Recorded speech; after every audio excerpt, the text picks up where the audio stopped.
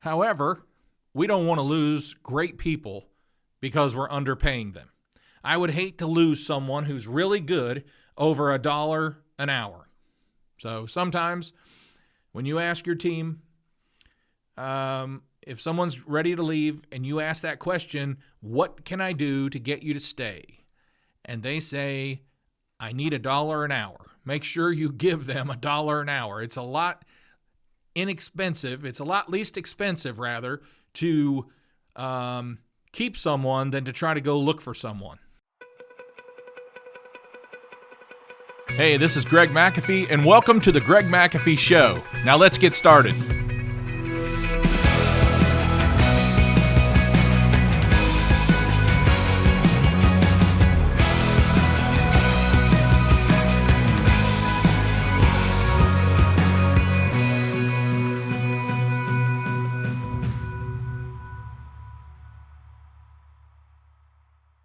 Hi, Greg McAfee here, and welcome to the Greg McAfee Show.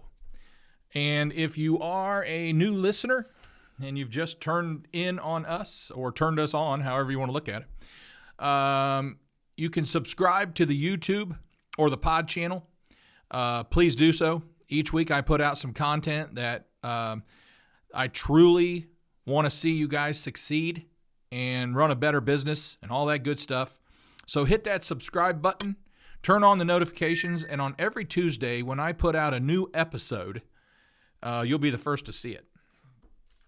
So today I want to talk about taking care of our team. Our team is very important. I put our team above a customer because without a good team, it doesn't matter how many customers I have. I can only do so much. So our team needs to be well taken care of. And so I will start with number one. The most important thing we can do is pay our people well. Pay them what they're worth. If you hire someone in new, you should make sure their pay is consistent with everyone else and every other company out there that's in your market. So remember that they say 26% of engaged employees say that they would leave their current job for just 5% increase. Think about that. I don't know why my chair is going down, but my chair is going down, and I got new furniture coming right after I record this. We're going to get a nice big wood table in here and some bar stools, and this place is going to look totally different soon. So, but anyway, 26%. 26 out of 100 employees say that they would leave their current job for 5% more. So if they make $20 an hour, they're willing to leave their job for $1 more an hour. So I don't know why. However, we don't want to lose great people because we're underpaying them. I would hate to lose someone who's really good over $1 an hour. So sometimes when you ask your team, if someone's ready to leave and you ask that question, what can I do to get you to stay? And they say, I need $1 an hour. Make sure you give them $1 an hour. It's a lot inexpensive. It's a lot least expensive, rather, to keep someone than to try to go look for someone. That's for sure. We know that. So number one, pay your people what they're worth. Number two, provide them with a very pleasant atmosphere where they can succeed in. And everyone wants to work in a nice office environment that's clean, that's stimulating, good lighting, and safe.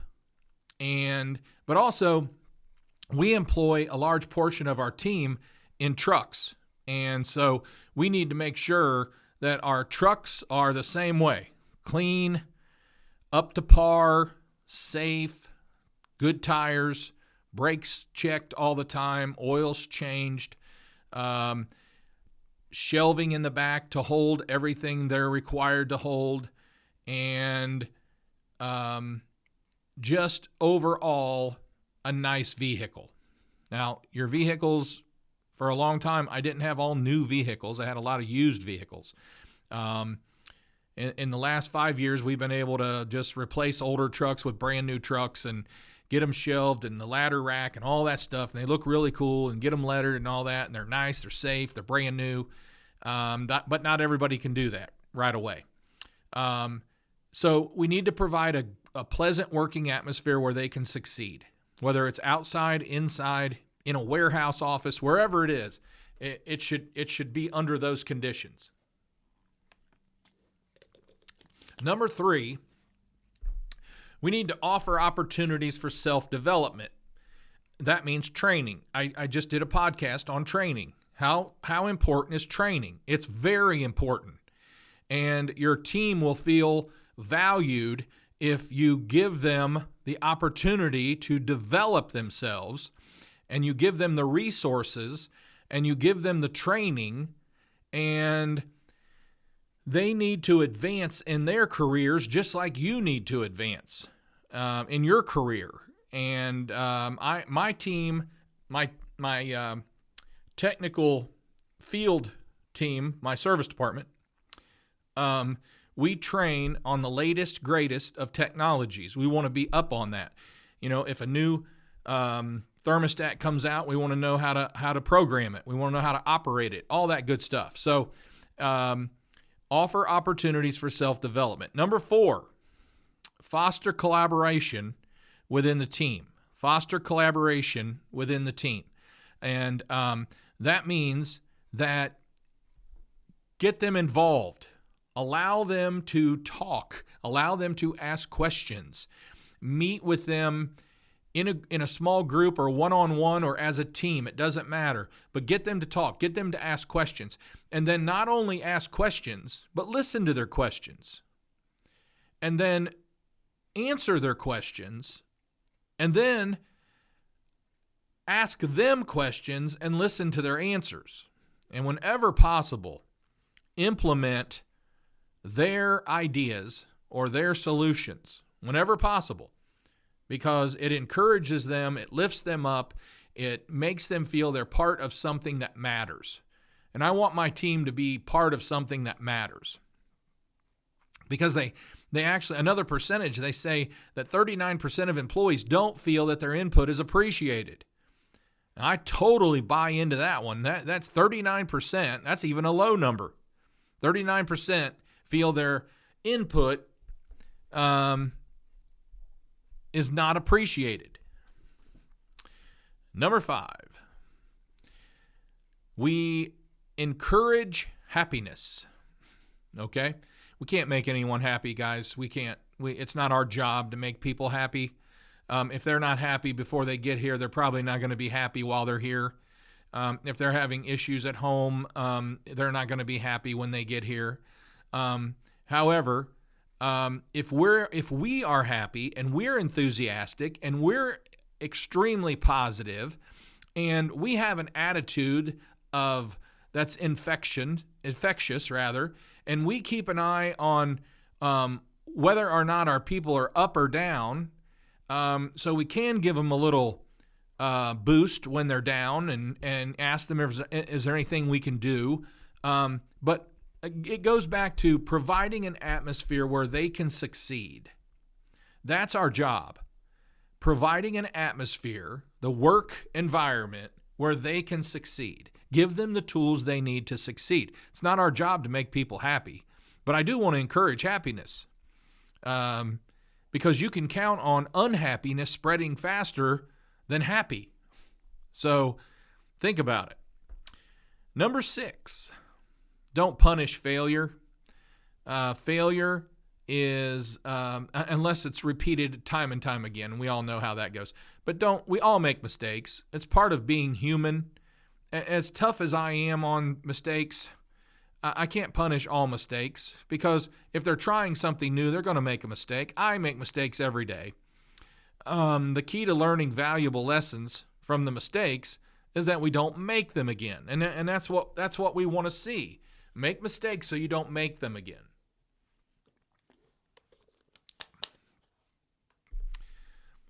So when someone on your team makes honest mistakes, don't punish them. Encourage them to see how it went, why it went that way, and what to do different next time. And then move on. And don't hold it over their head the rest of their life. Number 7, set clear goals.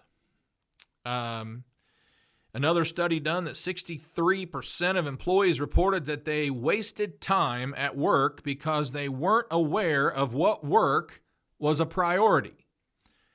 Now that comes back to expectations, setting expectations. When you hire someone in, they need to know what your expectation is and not just work hard. Okay? We have to set goals. We have to say this is what's expected of you in a day. Here's the week's worth of work. Here's what we want to accomplish. Here's what we need to do on a daily basis. We take turns. We have different people filing at different times. And yes, we still do hard copy filing. Yes, we have a computer system. Yes, we have a database. But I still like hard copies. If my system has went down a few times in my business life, and it's good to be able to have those hard copies. So that's me. But so we take turns, teams, different people take turns doing different projects so they don't get burnt out on, doing the same thing over and over and over in a day. So here you got 63, that's 6.3 people out of 10 that wasted time at work because they truly didn't know what the priority was. They didn't know what to do. So it's your job to work with these team members and set clear goals. And then once you do, make sure that you set the expectation and that the goals are a priority and even the why behind the goal. In today's world, it's good to explain the why behind the goal. We want to accomplish this. Here's why. And number 8, try not to micromanage. As a business owner, especially the founder, okay? There are different calibers of business owners. You've got the business owner who founded it, who conceived this baby of a business, and they grew it. Then you've got someone who purchased a business, they acquired it, they took over someone else's baby. Then you've got the second generation that take over their parents or someone's business. And then you've got the third generation and fourth and fifth. And yes, it goes higher than that. So there's many different ways to be a business owner. But there are certain things that the founder holds tightly, being me, one of them, that I need to let go of because it is micromanaging is not healthy. No one likes someone standing over their shoulder. No one likes anyone second guessing them for every decision. And employees say they would rather take on unpleasant activities than someone sitting next to them micromanaging. And you don't have to sit next to someone to micromanage. You can do it from an office. You can do it from texting. How's it going? Are you done yet? What are you doing? Did you do this right? Did you do that? But once you set a clear goal and you let them know the expectations, and a key word for me is you trust them. And I was just challenged today by my board of advisors. I have a board of advisors meeting this morning, and they challenged me to trust people faster. Because it's taking too long for me to trust people, and trusting people faster will put people in production and make them a viable part of your company rather than not giving them all the duties that they could actually do. So I'm learning too. I'm learning every day. I learn, I help you learn. Or I learn and I just remind you of a few things. Either way is fine. So provide your people with clear goals, then let them figure it out, let them achieve them, let them accomplish something, and even let them make a mistake. Everyone's going to make mistakes. Again, that's how they learn. Something else, number 9, something else is avoid useless meetings. I want to talk about meetings for just a minute because a lot of companies aren't having enough meetings. You don't meet with your people enough. You don't know your people well enough. You haven't taken the time to ask those questions like we talked about earlier.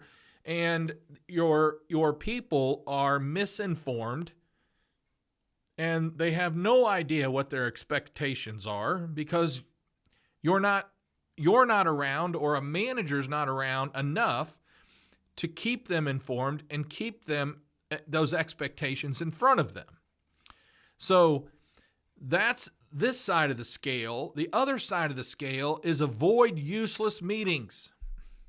Nobody likes useless meetings.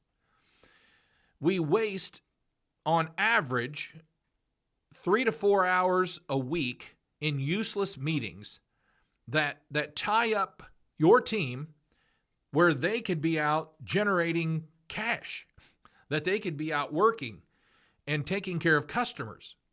So create an agenda for your meetings and have it on an outline and put a time limit on your meetings. There's a lot of times this is only going to take 15 minutes and we're out of here. And start the meeting on time and then end it as quickly as you can. Why do you want to sit around and waste time? Your time's valuable, their time's valuable, and it's not healthy, and it just creates a atmosphere of comfort. And although me owning a heating and air conditioning company, and I did write a book, How to Grow Your HVAC Business, and I started off with $274. So I am in the heating and air conditioning business, and my job is to keep other people comfortable, but my job is not to keep my team comfortable to the point where they enjoy status quo. So having useless meetings just kind of builds that status quo of not accomplishing anything for a period of time. And I can't stand that. And I hope you can't either. So, just to review, pay your people what they're worth, provide them with a pleasant place to work, offer opportunities for self-development, foster collaboration, encourage happiness, don't punish failure, set clear goals, don't micromanage, and avoid useless meetings. And I think you're going to, that will help all of us build stronger teams and make the best of our time throughout the day and just be a lot more productive. And I think that's what we all want to be. So that is the Greg McAfee Show today. I hope it helped you, and I hope you can have some things to work on and take away, because I truly want you to succeed in your business and continue to grow in your area, and to one day, if you're not doing so already, dominate your area, your territory. So carry on, have a great day, and I'll see you next time.